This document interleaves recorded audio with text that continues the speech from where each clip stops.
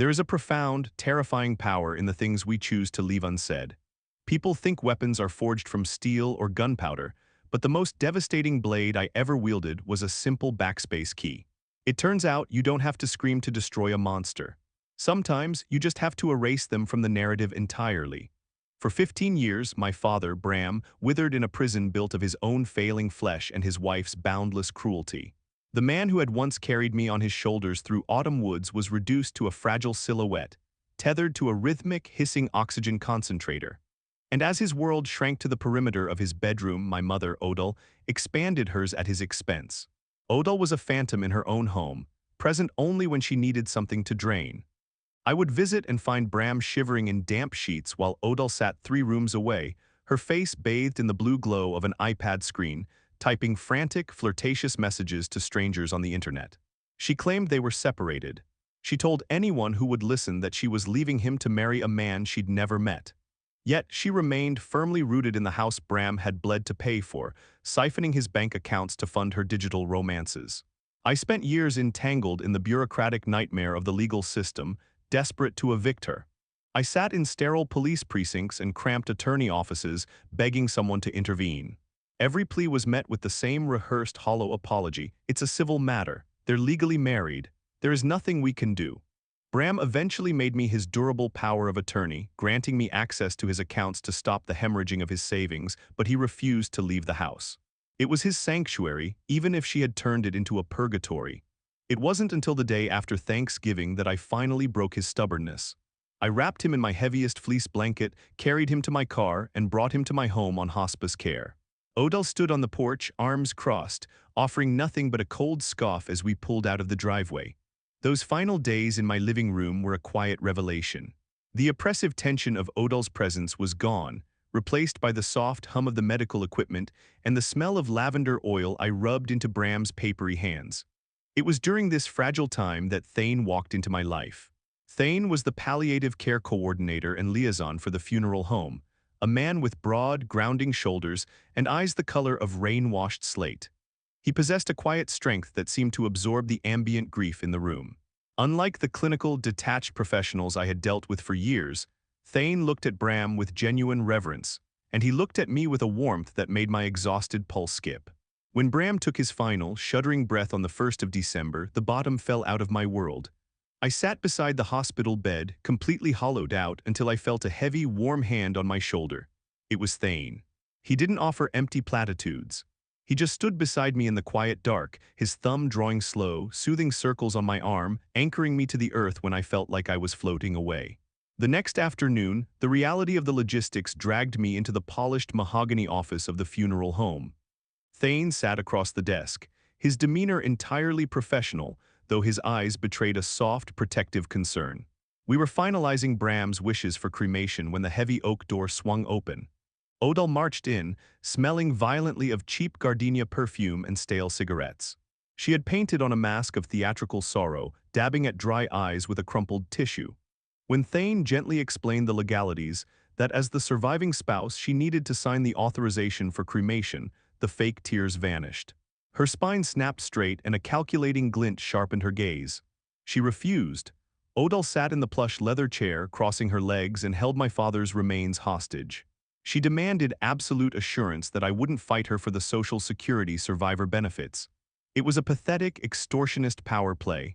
Those benefits were legally hers anyway, a bitter pill I had already swallowed. I stared at the woman who had neglected my father for over a decade, feeling a hot, acidic rage boil in my throat. Before I could unleash a barrage of venom, Thane shifted his chair, subtly placing himself between Odal's line of sight and me. He leaned forward, his voice remarkably even, smooth as glass, but with an undeniable edge of authority. He expertly navigated her demands, validating the paperwork with a calm indifference that deflated her manic energy. Under the table, out of Odal's view, Thane's hand found my knee, giving it a firm, reassuring squeeze. The touch sent a rush of heat through my shivering frame. I took a breath, gave Odal the verbal concession she desperately craved, and watched her scribble her name before storming out, her perceived victory secured. That night my house felt impossibly empty. The oxygen machine was gone, the silence was deafening. I sat at my kitchen island, the harsh glare of my laptop screen illuminating my tear-stained face. I had to write the obituary. I stared at the blinking cursor, the traditional templates mocking me, survived by his beloved wife. The words tasted like ash. A soft knock at the front door pulled me from my spiral.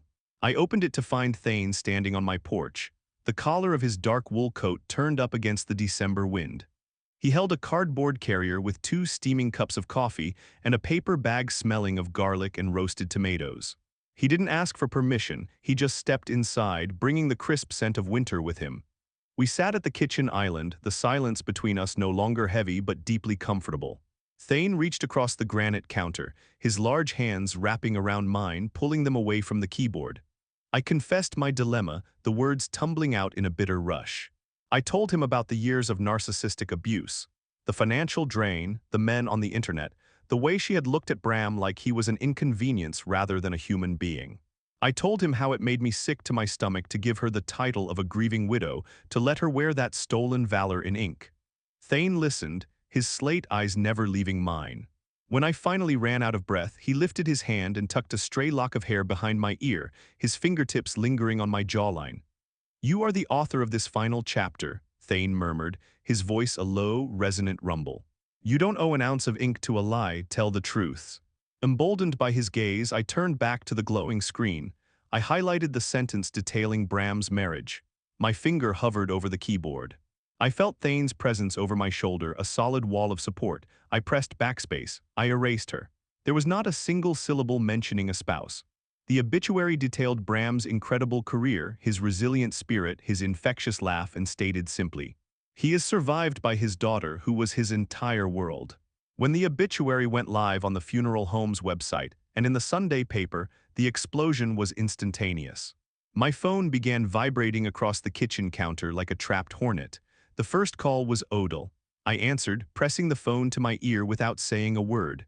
The screeching on the other end was almost unintelligible. She was losing her mind, demanding an immediate correction, threatening to sue the paper, screaming that she was the victim, that she was his wife, that she deserved respect. "You were his roommate, Odal," I said, my voice dripping with glacial calm. "And a terrible one at that. Have a nice life." I hung up and blocked her number, but the fallout had just begun.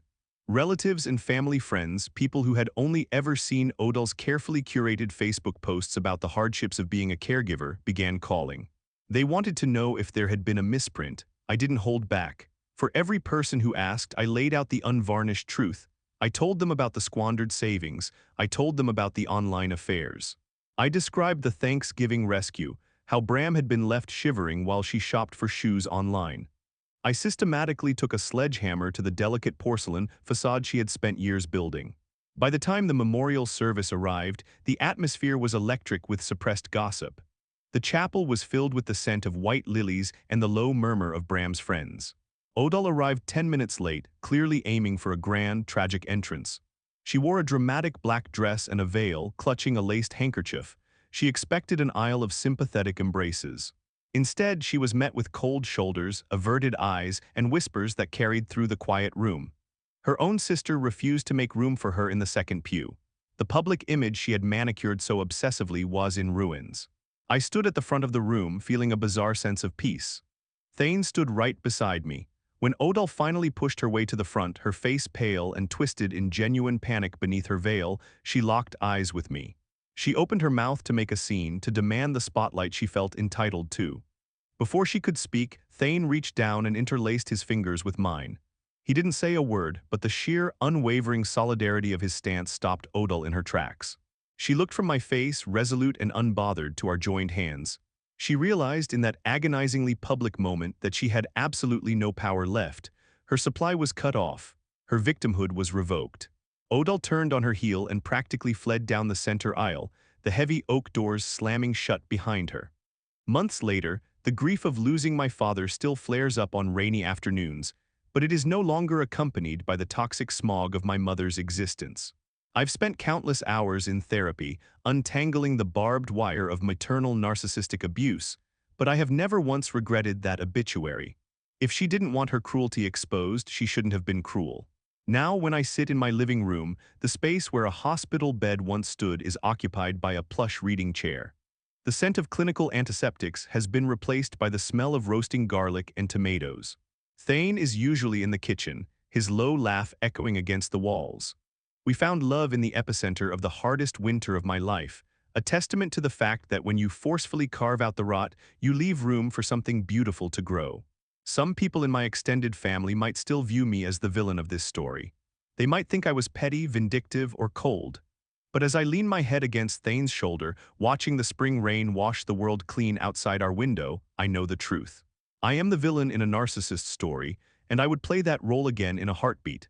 Standing up to a toxic parent is one of the most agonizing, terrifying things a person can do, especially when society demands we honor them no matter what. But the truth is, respect is earned, and biology is not a free pass for abuse. If you are dealing with a narcissistic family member, remember that protecting your peace and the peace of those who truly love you is never an act of cruelty. It is an act of survival. You have the right to write your own narrative, and you have the right to leave out the people who never deserved a place in your story.